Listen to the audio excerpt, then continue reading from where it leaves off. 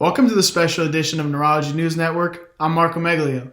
Please excuse our appearance this week as a majority of the U.S. workforce, including the Neurology Live team, moves to working remote as we come together to help reduce the spread of the novel coronavirus. The FDA has approved Ozanam for the treatment of adults with relapsing forms of multiple sclerosis, including clinically isolated syndrome, relapsing remitting MS, and active secondary progressive MS. The oral S1P receptor modulator will be marketed as Zeposia. Although the drug requires no CYP2C9 genotyping or first dose observation, it is suggested that an up-titration scheme be employed in order to reach a maintenance dose due to the risk of transient cardiac conduction issues. In addition to reduced adjusted relapse rate, treatment with ozanimod was associated with a 63% relative reduction of T1-weighted gadolinium-enhanced lesions and a 48% relative reduction in new or enlarged T2 lesions at 1 year in the Sunbeam trial.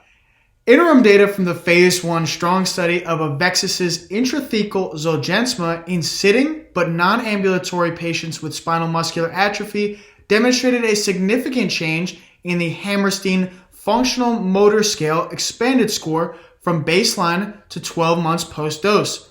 The FDA previously approved Zolgensma in May of 2019 for the treatment of SMA in pediatric patients 2 years or less with mutations in the SMN1 gene.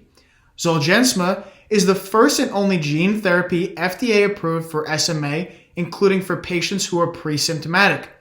Researchers also noted that 92% of patients who received dose B achieved a clinically meaningful greater than 3-point increase in HFMSE at any point post-baseline visit during the study period.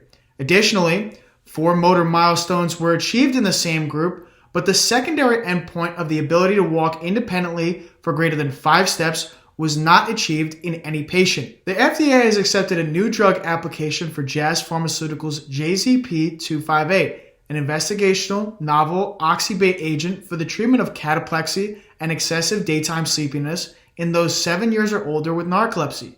Currently, the only approved agent for this indication is sodium oxybate, which has 92% more sodium, according to Jazz. During the double-blind withdrawal period, participants randomized to placebo experienced 2.35 weekly cataplexy attacks compared to just 0 in the JZP-258 group.